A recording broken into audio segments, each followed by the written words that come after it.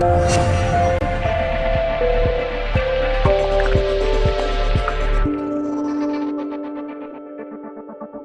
irmãos, Evangelho de Jesus Cristo, segundo escreveu Mateus, capítulo 22, versículo 1 até o versículo 13. Enquanto os irmãos acham aí, meus irmãos, no dia 18 de março, que é o terceiro sábado, estará acontecendo o 18º aniversário do conjunto do ciclo de oração Manancial, na igreja Assembleia de Deus, Missão Mover do Espírito, pastor Matusalém. Amém? Convido a igreja para estar presente. Os irmãos têm liberdade, é o terceiro sábado, nós não temos trabalho aqui. Os irmãos têm liberdade de estar dando apoio à nossa igreja, a igreja ali, do pastor amigo, para comemorar esse aniversário, onde o nome do Senhor Jesus está sendo glorificado. 18º aniversário. Amém? Diz assim a palavra do Senhor, irmãos, Mateus, capítulo número 22, até o 13.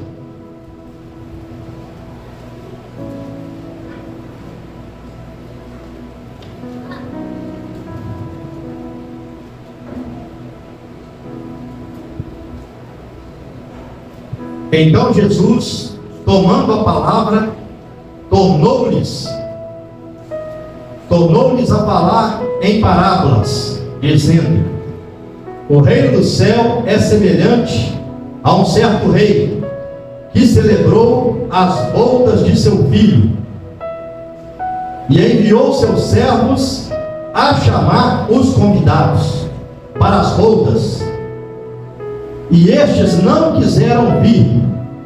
Depois enviou outros servos, dizendo: dizei aos convidados: eis que tenho o meu jantar preparado, e os meus bois e cevados já mortos, e tudo já está pronto, vinde às bodas. Porém, eles, não fazendo caso, foram um para o seu campo e outro para o seu negócio. E outros, apoderando-se dos servos, os ultrajaram e mataram.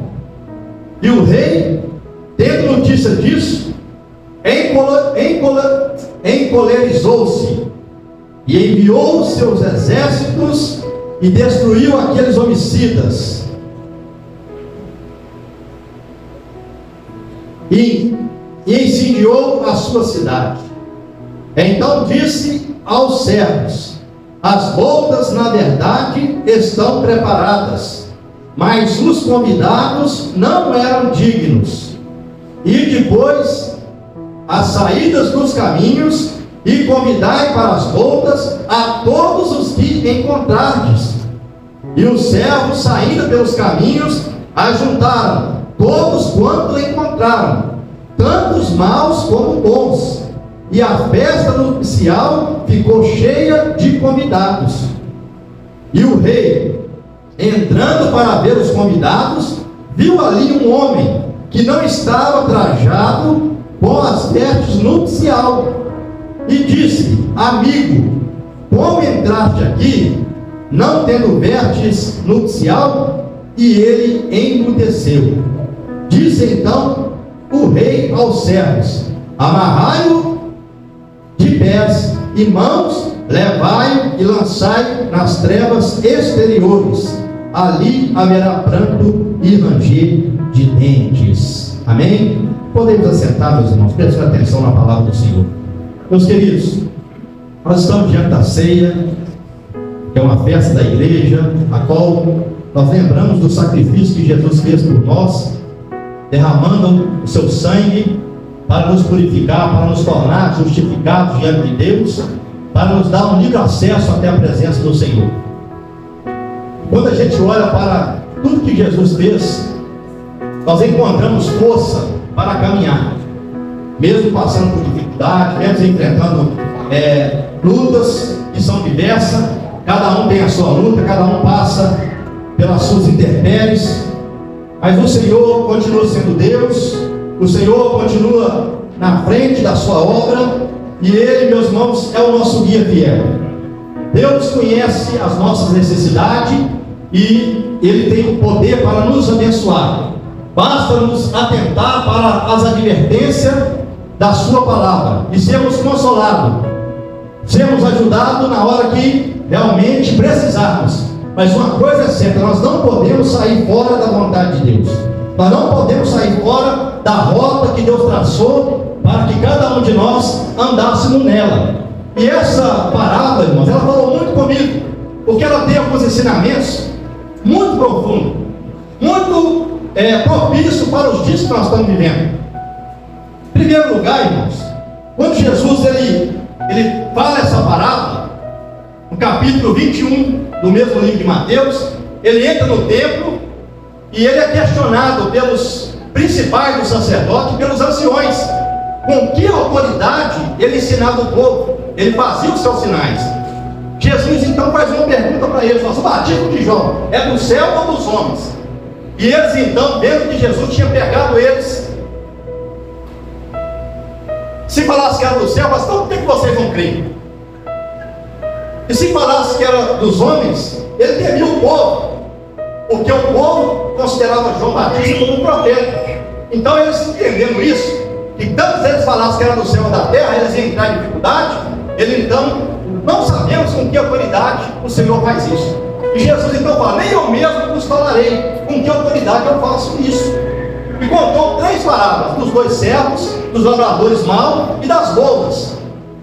E todas elas têm o mesmo ensinamento, dando lições para o povo judeu, ensinando também sobre os pecadores, que a partir da rejeição dos judeus, ia fazer parte do povo do Senhor. Porque o principal ensinamento dessa lição é esse. Ele fala da rejeição do povo de Israel, que era a nação eleita, povo privilegiado, e fala agora da inclusão dos gentios, ou seja, não tem mais um povo específico. Cada um agora na sua nação, na sua língua, pode aproximar de Deus, aceitando a Cristo como Salvador. Cada um pode receber perdão, receber a reconciliação do Senhor agora. Amém? Mas ela também tem uma advertência. Ela nos ensina de que forma nós devemos estar na presença de Deus. Esse povo agora que não é mais exclusivo, que abrangeu agora a salvação para todas as nações. Como esse povo tem que se portar na presença do Senhor? Porque, irmãos, não podemos portar na presença de Deus de qualquer maneira. Eu quero que você entenda isso aqui nessa noite. Uma das advertências desse texto é essa: nós não podemos estar na casa do Senhor de qualquer maneira. Amém? Então eu quero falar para os irmãos uma coisa. Em primeiro lugar, irmãos, se nós atentarmos para os erros do passado, nós vamos conseguir servir a Deus melhor. Nós vamos errar menos. Eu quero repetir isso aqui, fala comigo assim: se eu prestar atenção.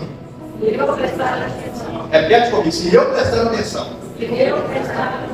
nos erros do passado, eu vou conseguir agradar a Deus. Amém. Por quê? Vários pensadores, eles falam que a história ela é cíclica, ela se repete. Entra geração, sai geração e comete os mesmos erros. Isso aconteceu com o povo de Israel. Tanto é que Deus chamou uma geração, e essa primeira geração não entrou na terra prometida, a não ser Josué e Caleb e a sua descendência. Deus teve que levantar outro povo para entrar ali na terra prometida, porque a primeira geração não ouviu as advertências de Deus. Irmãos, Israel, irmãos, é um povo privilegiado. Se nós atentarmos para a Bíblia, Gênesis capítulo 12, fala que como essa nação surgiu do chamado de Abraão. Abraão sai da Mesopotâmia, uma terra pagã, uma terra cheia de idolatria, ouve a voz do Senhor e vai seguir agora na direção de Deus. Obedece ao Senhor. Uma coisa que me chama a atenção: Deus, na sua onisciência, no seu poder de saber as coisas com antecedência, Deus já sabia que Israel ia rejeitar. E o Senhor fala assim: olha, em ti serão benditas todas as famílias da terra. todas as famílias da terra. Já estava no plano de Deus, porque Deus já sabia que Israel não ia valorizar o seu privilégio, a sua oportunidade de ser um povo exclusivo do Senhor. Então, Gênesis 12, capítulo 3, o Senhor já fala com Abraão: em você serão abençoadas todas as famílias da terra. Após 25 anos depois, Deus cumpre a promessa na vida de Abraão. Nasce um filho que chama Isaac, e através de Isaac, meus irmãos, depois vem Jacó e Esaú, e através de Jacó vem as 12 tribos de Israel, o povo eleito do Senhor. Mas isso não só está em Gênesis. Deus já avisa para Abraão que a sua descendência ia ser peregrina, ia ser forasteira, mas que o Senhor ia visitar o seu povo na hora certa. 430 anos antes de acontecer isso, quando o povo de Israel está no Egito sofrendo, eles eram o povo de Deus, eles estavam escravizados no Egito, mas ali tinha uma promessa para aquele povo. Deus ia resgatar, Deus ia trazer de volta para ele.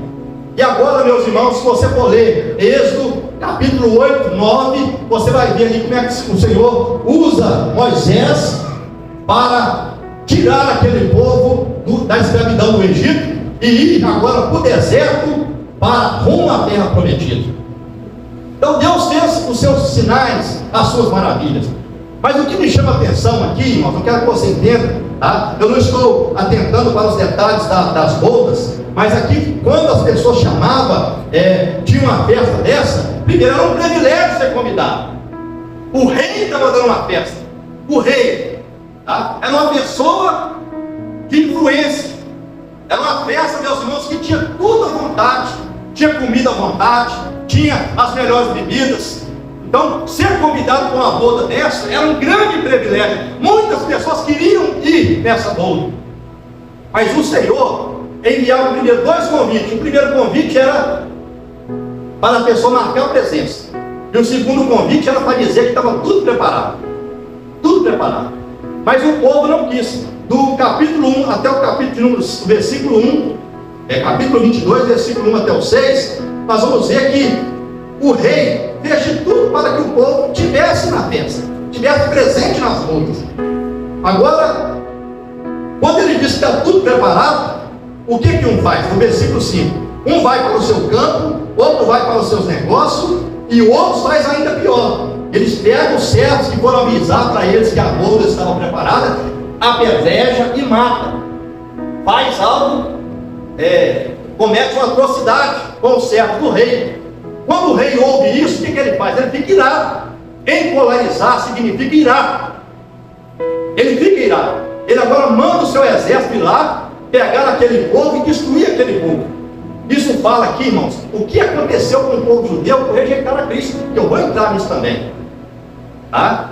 Então, em primeiro lugar, Israel teve um privilégio. Se nós lermos Êxodo capítulo 19, a partir do versículo 5, Moisés, depois que tirou o povo do Egito, 3 meses depois, agora ele faz um concerto com aquele povo. Fala assim: se vocês ouvirem a voz de Deus, obedecer a sua voz, Deus vai tomar vocês como propriedade peculiar, como povo particular, e vai abençoar vocês, porque toda a terra é do Senhor. E eles falam assim: olha, nós vamos obedecer a Deus, nós vamos honrar a Deus. E ali, irmãos, acontece algo interessante, porque Deus se revela a Moisés de uma forma tremenda, de uma forma especial. O povo vai até o monte, só que eles não podem chegar até perto do monte. Deus coloca um limite para que eles não passem.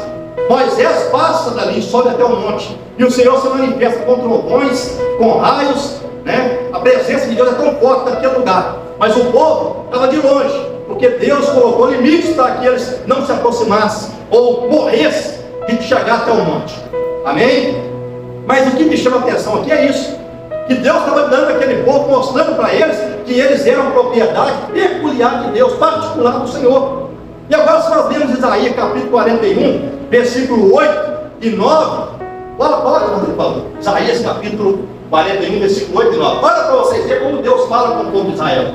Deus chama eles, irmãos, de servo, meu servo, Abraão, povo que elegi, olha aqui, ó. Mas tu, Israel, meu servo, tu, Jacó, a quem elegi, semente de Abraão, meu amigo. Versículo 9 agora, olha que coisa interessante. tu que tomei desde os confins da terra, e te chamei dentre os mais excelentes, e te disse, tu és meu servo, a ti escolhi e não te rejeitei. Olha para vocês verem como é que Deus estava dizendo para aquele povo: vocês foram tirados dos mais excelentes. Deus está dizendo para eles: ó, tinha povo melhor do que vocês, mas eu escolhi vocês. Tinha povo ali, irmãos, os fenícios mesmo, era o povo que fazia as grandes embarcações, era o povo da engenharia. Poderia ter escolhido os fenícios, que era povo inteligente, mas Deus escolheu Israel, um povo nômade, que vivia no deserto, fazendo as suas cabanas, né? Um povo que não tinha condição nenhuma de vencer batalha, mas foi esse povo que Deus escolheu para ser o seu representante na terra. Mas eles não valorizaram isso. E se nós lermos o Salmo 106, agora não vamos tocar aqui não, porque é muita coisa. Lá no Salmo 106 fala sobre a ingratidão de Israel. O salmista louva a Deus, irmãos, que em toda a ingratidão de Israel, ele não exterminou esse povo. Esse povo que saiu dali, que foi criado de uma forma tão maravilhosa, cometeu idolatria, adorou outros deuses, pegou seus filhos, queimou no fogo, buscou as adivinhações, viveu em murmuração, em ingratidão. Tudo que Deus fez para eles não estava bom. Virou as costas para Deus. E no versículo 35 do Salmo 103, é o que me chama mais, no Salmo 106, é o que me chama mais atenção. Deus chamou eles para quê? Influenciar, e eles foram influenciados. Então no versículo 35 fala assim que eles aceitaram a proposta das outras nações, em vez de influenciar o povo, eles foram influenciados. Então, meus queridos, nós vemos Israel rejeitando o convite do Senhor. E o apóstolo João, no capítulo 1, versículo 11 e 12, ele fala assim: ele veio para os seus, mas os seus não o receberam. Mas a todos quanto receberam, Deus deu o poder de serem feitos filhos de Deus. Então ali já está mostrando que Israel rejeitou o Senhor. Agora o que me chama a atenção é no momento da crucificação, quando Herodes está ali perguntando: quem que vocês escolhem? Jesus, o rei dos judeus, ou Barrabás? Barrabás estava preso porque cometeu um homicídio, né? E o povo escolheu ali, por influência dos líderes religiosos, Barrabás. E ele perguntou: o que nós faremos então com relação a esse Cristo? Crucificai, crucificam. Todo o povo começou a gritar com ímpeto: crucifica Jesus e solta Barrabás.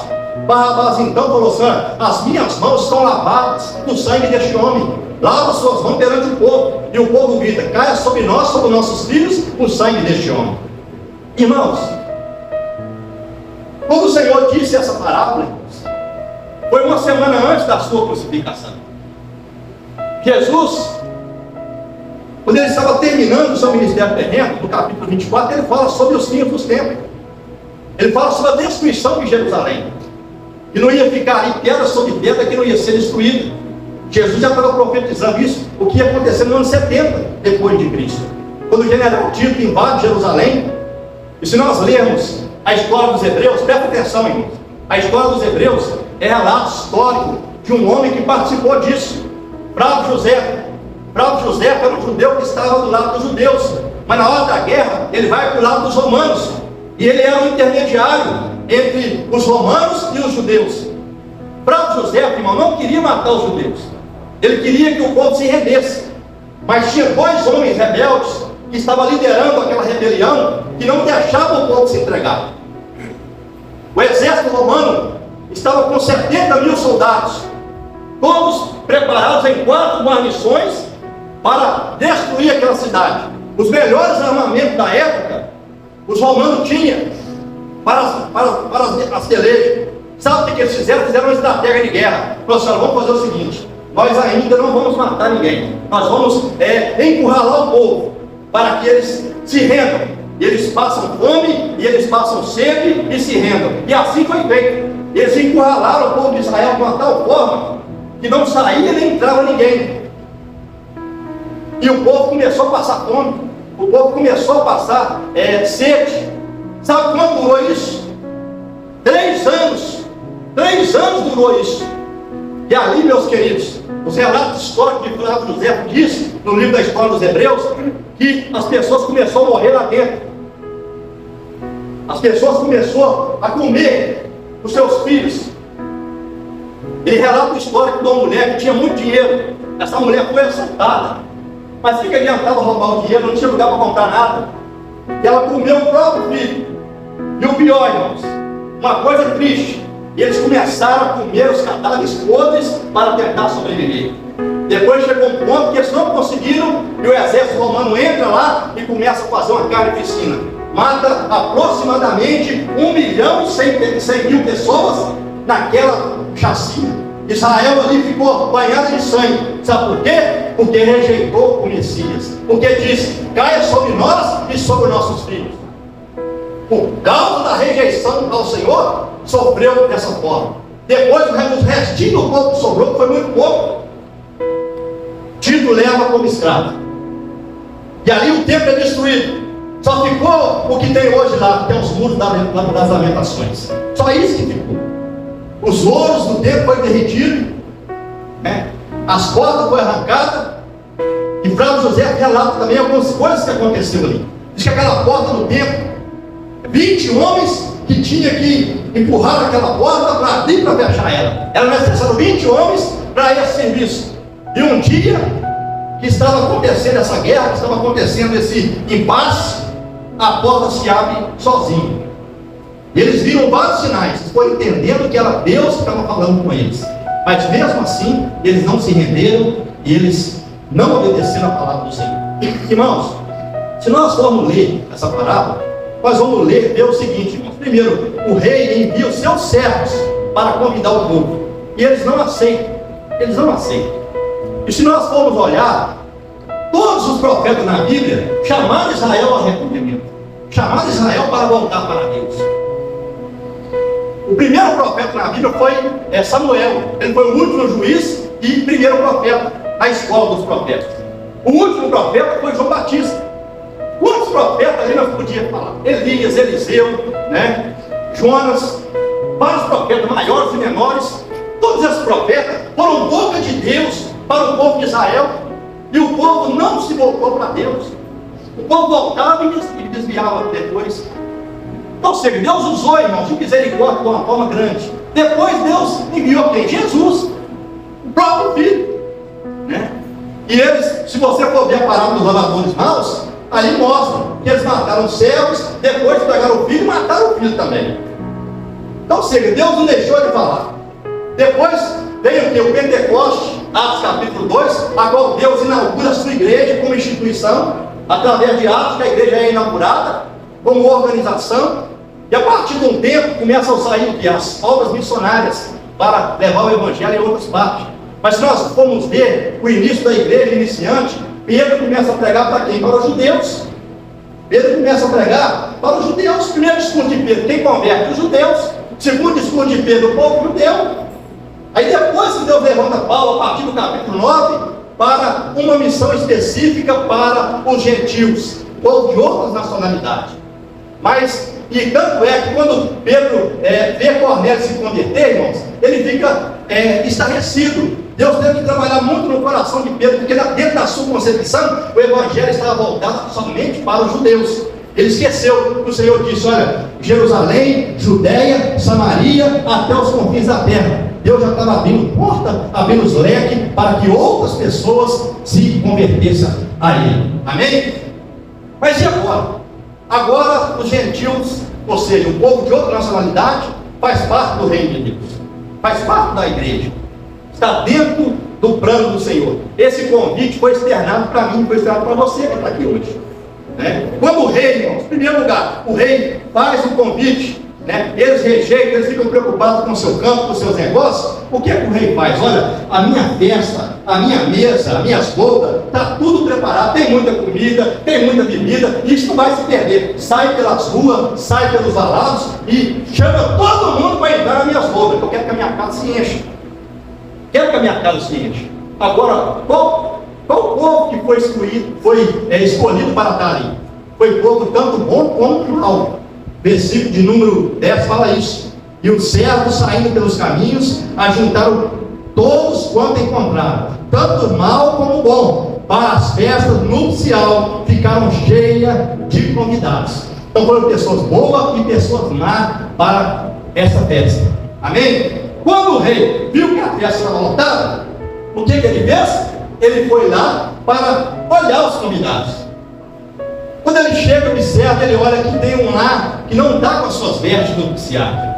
Porque, irmãos, era costume, quando um homem desse jeito convidava as pessoas para as bodas, ele dava roupa adequada para que todas as pessoas tivessem dentro dessa festa. Não podia vir com qualquer tipo de roupa. Tinha que vir com a roupa que o próprio rei ou anfitrião, ele dava para as pessoas participar daquela festa. Amém? Então, para estar naquela festa, primeiro era um privilégio. E tinha que usar a roupa adequada para estar fazendo parte daquela roupa. E aquele homem, de uma forma, sem saber como é que aconteceu, ele estava sem as vestes adequadas. E o homem disse assim: como você entrou aqui? O rei perguntou para ele: como você entrou na festa sem as vestes nupciais? E ele então ficou o quê? Calado. E ele então chamou seus servos, mandou amarrar aquele homem e lançar ele nas trevas exteriores. Uma coisa que me chama a atenção: ali haverá pranto e ranger de dente. Então a minha outra fala para os irmãos é essa: nós hoje, irmãos, somos privilegiados de estar na presença de Deus. Eu quero que você nessa noite seja tocado pelo Espírito Santo. Eu quero que nessa noite Deus venha fortalecer o seu coração na presença dele. Porque você está na mesa do Senhor. Você está na festa do Senhor. Você foi introduzido para esta boda, não porque você é bom, não porque você é o melhor, mas porque o rei te convidou e te deu veste de salvação, te deu veste de justiça, como está em Isaías capítulo 61, versículo 1 até o 3. O Espírito do Senhor Jeová está sobre mim, porque o Senhor me ungiu para pregar o Evangelho aos pobres, aos mansos, e anunciar o ano aceitável do Senhor, o dia da vingança do nosso Deus. E Ele me ornamentou, em vez de cinza, óleo de alegria em vez de tristeza, veste de louvor, para que se chamem carvalho de justiça, plantação do Senhor. Aleluia! Então, meus queridos, quem nos torna digno é o nosso Deus. É Ele que nos vestiu com a nossa salvação, para estar na sua presença. Agora, meu irmão e minha irmã que está aqui hoje nessa noite, nós não podemos estar na presença do Senhor de qualquer maneira.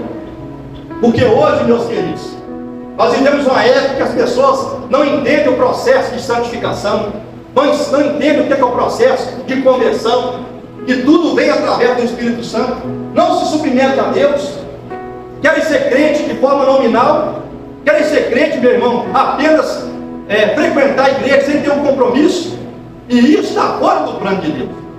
O nosso inimigo é estrategista. O nosso inimigo é estrategista. Ele quer invalidar a palavra de Deus na vida do povo. Isso aconteceu desde o início, irmão. Adão e Eva caiu por causa disso. Deus falou uma coisa, o inimigo falou outra. Deus falou com eles: olha, vocês podem comer de tudo que vocês quiserem, mas da árvore da ciência do bem e do mal, não. Deus só vedou eles da árvore da ciência do bem e do mal. Mas a serpente, Satanás encontra a serpente conversando com aquele casal, e disse assim: olha, Deus disse assim? Não é assim não. Por quê? Porque Deus sabe que no dia que vocês comerem dessa árvore, vocês vão se tornar igual a Deus. E ali colocou no coração do primeiro casal de querer ser igual a Deus. Querer ser igual a Deus. E eles então comem do fruto proibido. E a partir daquele momento os olhos deles se abrem. E eles viram que estava nu. Perderam a comunhão com Deus. Perderam a presença de Deus. Irmãos, quem somos nós sem a presença de Deus? Quem somos nós se a presença de Deus não estiver na nossa vida? Moisés sabia tanto disso, irmão, que no momento que o povo de Israel comete aquele pecado, em Êxodo 32, que o povo adora aquele bezerro de ouro, em vez de adorar a Deus, que Deus falou com Moisés: Moisés, o teu povo pecou, eu vou matar todo mundo, eu vou levantar você, Moisés, como um profeta.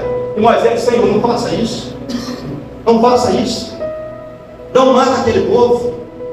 E outra coisa, Senhor, eu vou tomar mão, não vou matar aquele povo, não, mas tem uma coisa: a minha presença não vai com vocês, eu vou enviar o meu anjo. Aí Moisés falou: Senhor, se a sua presença não for conosco, não nos faça sair deste lugar. Porque Moisés sabia a importância da ter a presença de Deus. salmista Davi, depois que ele pega, irmãos, no Salmo 51, ele mostra isso, a sua tristeza. E ele fala uma coisa interessante, pastor: olha, Senhor, não retire de mim a tua presença, torna a alegria da tua salvação, não retire de mim o teu Espírito Santo. Porque o salmista sabia da importância de ter o Espírito Santo na sua vida. E naquela época, irmão, no Antigo Testamento, o Espírito Santo ele vinha de forma individual. Ele enchia as pessoas individual para alguma missão específica. Ele não vinha de forma coletiva, de forma difusão, igual hoje. Hoje nós estamos vivendo no tempo da graça. O Espírito Santo não usa alguém de forma particular. Ele quer usar toda a igreja. Ele quer usar todos que abriram o coração e dar lugar para que o Espírito Santo habite na sua vida e te encha, traga alegria, traga força para que você vença as batalhas do dia a dia. O Espírito Santo hoje não está como gota. Ele está hoje como uma cachoeira sendo derramada em todos os lugares. Então eu quero que você entenda isso. Nós temos hoje um grande privilégio. Nós temos hoje a presença de Deus. Mas o Senhor Jesus, durante o seu ministério, ele foi corrigindo isso. Ele foi ensinando isso para o seu discípulo, mostrando a gravidade do pecado, mostrando que ele ama o pecador, mas abomina o pecado. Mateus 7, 21, 22, Jesus, depois que ele deu o sermão do monte, ele está dizendo: nem todos que me dizem Senhor, Senhor, entrará no reino dos céus, mas aquele que fizer o quê? A vontade do meu Pai que está nos céus. É esse que vai entrar. É aquele que faz a vontade, não aquele que diz Senhor, Senhor. Então nós temos que tomar cuidado, meu irmão. Como está a minha vida diante de Deus? Como está a minha influência? Será que eu estou sendo influenciado? Será que o mundo está me moldando? Ou eu estou cada dia mais sendo moldado pelo Senhor para moldar o mundo de forma que o Senhor quer? Porque o apóstolo João traz uma grande advertência no capítulo 1, no versículo 2 e 15. Não ameis o mundo e nem o que o mundo há. Porque aquele que ama o mundo, o amor do mundo passa. O amor do mundo passa. Então, ou seja, ele não quer que nós amamos o mundo. E esse mundo aqui não é a fauna, a flora, o globo, não. Isso aqui é o sistema contrário a Deus. É o sistema de valores inversos, que vai contra os valores cristãos. Então, meus irmãos, o Senhor sempre trabalhou isso no meio da igreja. Nós temos que tomar cuidado. A porta é estreita, irmãos. Mateus 7, 13. A porta é estreita e ela conduz à salvação. A porta larga é um caminho espaçoso e ela conduz à perdição eterna. Então nós temos que entender que a maior decisão que nós tomamos na vida foi aceitar a proposta do Evangelho. Porque o Senhor fez tudo o que nós precisávamos ou precisamos para servir a Ele melhor. Deus nos deu todas as armas necessárias que o Senhor tem nos dado. O Senhor tem nos dado. Amém? Primeiro, a porta está aberta hoje. Se a gente for ver no Antigo Testamento, ali tinha um tabernáculo, ali tinha um sacerdote. E o sumo sacerdote, uma vez por ano, para oferecer o sacrifício anual. O povo não podia chegar até dentro do santuário. O povo só podia chegar onde? No pátio. Apresentar a sua oferta para que o sacerdote fosse lá dentro, oferecesse aquele sacrifício diário, para que o povo assim tivesse a oportunidade de ser aceito diante do Senhor. Sabe o que é isso? Deus estava querendo dizer para o povo o seguinte: olha, é eu que aceito vocês, eu que recebo o sacrifício de vocês. Mostrando que o povo nunca tinha condição de si mesmo para chegar até a Deus. Mas quando Jesus, irmãos, dá o brado na cruz, fala: Pai, nas tuas mãos eu entrego o meu espírito, aleluia, ele se rende ao Pai. Diz a Bíblia que o véu do templo se rasga de alto a baixo, e assim hoje nós temos livre acesso até a presença de Deus. Hoje nós somos aceitos na presença do Senhor, com o coração puro, com o coração quebrantado na presença de Deus. Amém? Hoje nós podemos chegar na presença do Senhor. Tanto é que em Hebreus capítulo 10, versículo 22, ele fala assim: cheguemos com verdadeiro coração e inteireza, certeza de fé, tendo o corpo lavado com água limpa e o coração purificado da má consciência. O que ele está querendo dizer? O coração limpo, Deus recebe. Deus recebe. Amém? Sabe por quê, irmãos? Deus conhece o coração de cada pessoa. Amém? Então vamos tomar cuidado. Não vamos aceitar os propósitos do inimigo. Pastor, como é que eu vou fazer, pastor, para receber as vestes nupciais? Abra Colossenses capítulo 3, versículo 1 e 2. Amém? Vamos prestar atenção aqui que Paulo fala, Colossenses capítulo 3, versículo 1 e 2. Depois do versículo 12 e 14. Olha aqui, olha a palavra do apóstolo Paulo que nós temos aceito diante de Deus. Vós, portanto vós, ou seja, portanto se já ressuscitados com Cristo, buscai as coisas que são de cima, onde Cristo está sentado à destra de Deus. Pensai nas coisas que são de cima e não as que são da terra. Versículo 12. Olha que palavra maravilhosa. Versículo 12. Revestir, pois, como eleitos de Deus, santos e amados, de implante misericórdia, de benignidade, de humildade, de mansidão, de longanimidade. Versículo 14. Olha como. E sobretudo, revestido de caridade. Tem outra tradução para amor, né? Essa palavra caridade, ela rouba muito o original. O original está falando amor, tá? Revestivos de amor, que é o vínculo da perfeição. Meus queridos, Deus tem a verdadeira roupa que nós precisamos prestar na sua presença. Amém? Hebreus capítulo número 12. 12 fala assim: sem santificação ninguém verá o Senhor. O que é santificação? Santificação significa separar para Deus. Separar para Deus. Hoje na escola dominical, irmãos, nós aprendemos no tópico 2 sobre a importância da oração, da leitura da palavra, amém? E exercitar a nossa comunhão com Deus, o nosso devocional com Deus. Como é que está o seu devocional com Deus? O inimigo está roubando isso. Eu não vou perguntar quem leu a Bíblia hoje, talvez muitas pessoas, talvez até meia-noite você pode ler, né? Então, ou seja, o dia não acabou ainda, né? Então, até a meia-noite ainda é domingo, certo? Ainda é hoje. Mas tem pessoas aqui que ainda não teve tempo de ler a Bíblia hoje. Tem pessoas que não leu um versículo da palavra do Senhor. Então, meu querido, a Bíblia é o alimento que você precisa. A Bíblia é a palavra de Deus no seu coração. Você precisa de ser alimentado pelo Senhor. Para que você esteja preparado dentro das boldas, você tem que ser alimentado com o alimento que Deus te dá. Amém? Então toma cuidado com a sua vida. Toma cuidado. Quando você está andando, toma cuidado. Porque isso vai fazer a diferença. É isso que vai te levar para estar na presença de Deus eternamente. Porque hoje nós passamos por luta aqui, enfrentamos dificuldades sim, mas tem uma coisa, aleluia, o Senhor tem promessa para a igreja. A palavra de Deus, meu irmão, ela vem de encontro com a nossa necessidade. É por isso que o escritor aos Hebreus, no capítulo número 10, no versículo 28, ele diz: um pouquinho de tempo, o que há de vir virá e não tardará, mas o justo viverá da fé. Viverá da fé. Amém? Então, é um pouquinho de tempo. Aguenta. Passa por humilhação, mas esteja na presença de Deus. Não abre mão da sua salvação. Nós vivemos uma época, meus irmãos, de bonança no Brasil. Você pode sair aqui hoje, qualquer esquina, falar de Jesus, pregar a palavra do Senhor, anunciar Jesus. Alguém pode não receber, mas ninguém vai te incomodar. Mas vai chegar um tempo que nós não vamos ter mais essa liberdade. Então aproveita hoje essa liberdade. Aproveita hoje que você tem uma Bíblia, você pode abrir ela, ler ela à vontade. Tem irmãos nossos que estão na China que não tem essa liberdade.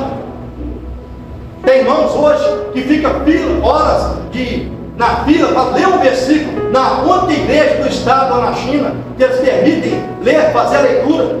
Bíblias é proibido no país comunista, mas nós ainda temos liberdade, meu irmão. Vamos aproveitar essa liberdade, vamos tomar cuidado, como diz em Apocalipse, capítulo 3, versículo 11: guarda o que tem, para que ninguém roube a sua coroa.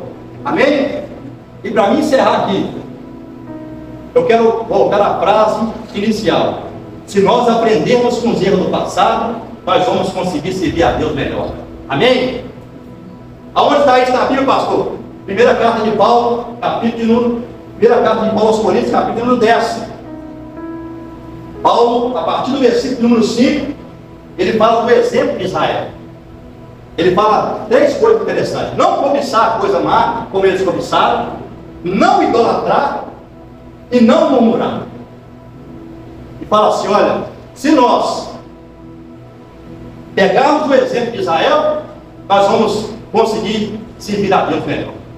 Então ele pega o exemplo do povo de Israel no passado, para que o povo comece a pensar um pouco de maneira que eles estavam na presença de Deus. Então, meus queridos, para nós encerrar aqui o orar, Israel rejeitou o convite.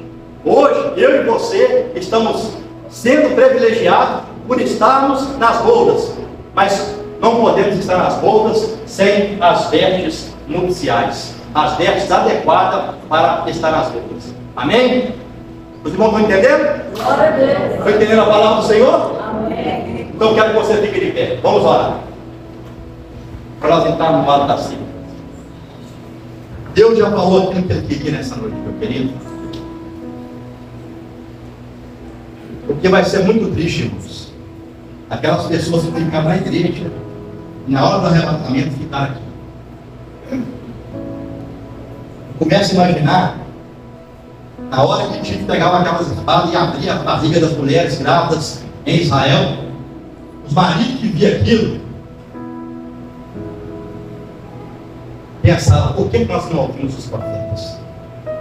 Tito, irmãos, fazia parte natural. Ele pegava a espada dos soldados romanos, abria a barriga das mulheres, arrancava as crianças e jogava elas nas pedras. Pensa um pai vendo acontecer isso. A esposa e a criança sendo mortas de uma forma tão cruel. Mas tudo isso porque rejeitaram o Senhor. Deus, meu irmão, não quer que ninguém se perca, mas que todos venham se arrepender e venham ao conhecimento da verdade. Amém? Essa humanidade vai pagar caro por rejeitar a Jesus. Que eu e você, irmão, não estejamos no meio dos incrédulos. Que eu e você não estejamos fora da presença do Senhor. Porque quando Jesus arrebatar a sua igreja, a igreja vai para as bodas do Cordeiro. Nós vamos estar como santos de todas as épocas, participando da grande ceia no céu. Os santos vão estar no céu, nas bodas do Cordeiro, e vai iniciar aqui na terra o período da grande tribulação. Que nós estejamos na presença de Deus. Amém? Não rejeite o convite do Senhor. Lembra do Salmo 122: alegrei-me como disseram, vamos à casa do Senhor. Tenha prazer de estar na casa de Deus. Tenha prazer de ouvir a palavra do Senhor. Porque aqui, meu irmão, Deus aquece o seu coração. Ah, pastor, eu estou desanimado. Pastor, eu estou decepcionado. Pastor, eu estou triste. A alegria do Senhor é a nossa força. Aleluia. E agora eu quero orar para que Deus alegre o seu coração. Você vai sentir, meu irmão, o Senhor te aquecer. Você vai sentir a presença de Deus de uma forma maravilhosa na sua vida. Amém? Se você quer isso na sua vida, levante sua mão comigo assim agora. Ele está aqui presente. Senhor Todo-Poderoso, meu Deus, eu preguei, Senhor, a sua palavra, a mensagem que o Senhor tinha para os teus filhos aqui nesta noite, o ensinamento, meu Pai, que o Senhor tinha para os teus filhos aqui nesta noite. O Senhor, na sua onisciência, sabe como está cada coração aqui na tua presença nesta noite, meu Pai. O Senhor conhece, meu Deus, como teus filhos estão aqui nesta noite. Mas que o Senhor venha, meu Pai, trazer alegria, trazer a cura, trazer a unção. Meu Deus, aquelas pessoas que muitas vezes não são mais renovadas, o Senhor, na sua misericórdia, possa renovar essas pessoas, pessoas que estão, Pai, embaraçadas nas correntes do pecado. Que o Senhor, esta noite, usa de misericórdia, quebra essas correntes, quebra esses laços, abraça com esse crente nesta noite. Espírito Santo, abraça com esse irmão. Senhor, abraça com essa irmã, abraça com esse jovem, abraça com essa adolescente, pessoas que estão, ó Deus, amarguradas, sendo, meu Pai, sobrecarregados com os problemas do dia a dia, mas que o Senhor nesta noite passa o bálsamo de Gileade, venha curar as feridas da alma. Meu Deus, venha, Senhor, trazer uma chama viva, venha soprar a cinza velha e venha trazer brasa viva do altar. Sinta a presença de Deus. Adora o Senhor aqui nesta noite. Diga para Ele: o Senhor é santo, o Senhor é justo. Muito obrigado, Jesus. Aleluia. Não murmure, não faça palavras negativas, mas deixe o Senhor alegrar a sua vida. Fala para Ele algo de maravilhoso nesta noite. Diga para Ele que Ele é maravilhoso, que Ele é conselheiro, que Ele é Deus forte, que Ele é o o Pai da eternidade, que Ele é o príncipe da paz. Diga para Ele que Ele é santo, diga para Ele, aleluia, que Ele é magnífico, diga para Ele que Ele é amor, que Ele é misericórdia e bondade, são a base do seu trono. Diga para Ele que Ele é santo. Meu Deus, nesta noite, Senhor, aviva os teus filhos, não deixe-nos, ó Pai, estarmos mais, ó Deus, estagnados, parados, meu Deus, estacionados. Nós não somos tempo de iniquidade, nós não somos tempo de pecado, nós somos, ó Deus, é tempo do teu Espírito Santo. Faz morada em nosso coração, ó Senhor, usa de misericórdia, abraça com teus filhos, em nome de Jesus, em nome de Jesus. Vamos louvar o Senhor, meus queridos. Espírito, encha minha vida,